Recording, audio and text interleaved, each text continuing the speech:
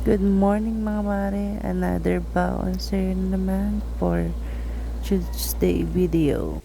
Naghuhulm ako dito ng kanin at si Peppa Pig daw ang gusto.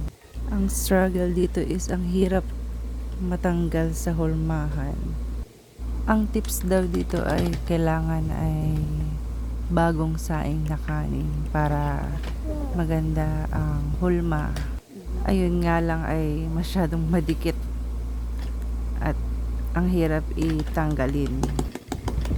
At yan na nga, nasira si Peppa Pig. Yan nga, at sinalin ko na lang sa heart na hulmahan. Yan na nga, at silinsin ko ang kanin para maganda ang hulma. Hindi ako nahirapan di. O diba mga mare, hindi ko nagaanong tinaktak at natanggal agad siya sa hulmahan. Nag-request pa ang Jonakis, titignan niya raw.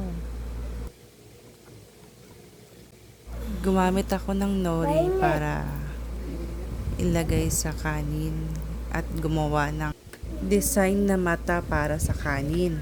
Pwede kasi itong pang-engganyo sa mga bata para kumain.